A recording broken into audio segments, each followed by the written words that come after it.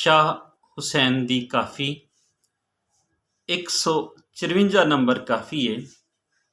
हुसैनों किसे बागे दी मूली, बागां दे विच चंबा मरवा, मैं भी विच गंदोली। कूड़ी दुनिया कूड़ा माना, भुली दुनिया फिरदी फोली। छोड़ तकब्बुर पकड़ हलीमी, शाह हुसैन पाए समझोली।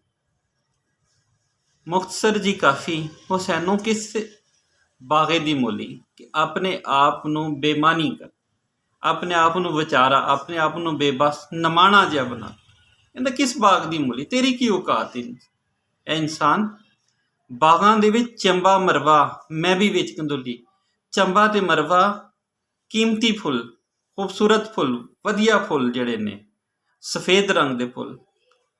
चंबा मोतिया, मरवा एक फुल जिहड़ा बहुत पूरे साल च कोई 10 कुछ दिन वास्ते है फुल खिरदा है, खत्म हो जाता है। कहना मैं भी विच गंदोली कि मैं एक मामूली जी जड़ी बूटी हाँ, यानी कि इस दुनिया दे बहुत वड्डे समुंदर दे विच इंसान दी औकात की है। बहुत दुनिया दे विच एडे रुख ने, एडे फुल ने, कहंदा उहदे विच मेरी एक औकात एक जड़ी बूटी जिन्नी है। कूड़ी दुनिया, झूठी दुनिया, आरजी, खत्म हो जाने वाली, मुक जाने वाली। कूड़ा जिहड़ा कूड़ है, मान करना, तकब्बुर करना, फखर करना। कहंदा किस चीज़ ते मान इंसान दी हस्ती है कि वो पल दे विच खत्म हो जाने वाली है। एक बुलबुला जिन्नी देर रहिंदा है पानी ते, उन्नी को इंसान दी जिंदगी है।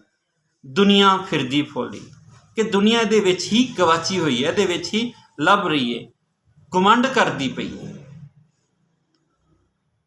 छोड़ तकब्बुर, शाह हुसैन कहंदा कि तकब्बुर छड्ड दे, फखर छड्ड दे, हलीमी, आजजी, इनकसारी लै लै, जिहड़ी तैनूं दुनिया ते आखरत दोवां पासियां च कामयाब कर देगी। शाह हुसैन पाए समझौली, शाह हुसैन जिहड़ी समझावन वाली गल है वो यह समझा रहा है कि तकब्बुर छड्ड के हलीमी दा राह फड़ लै, क्यों जे ओही राह कामयाबी दा राह है।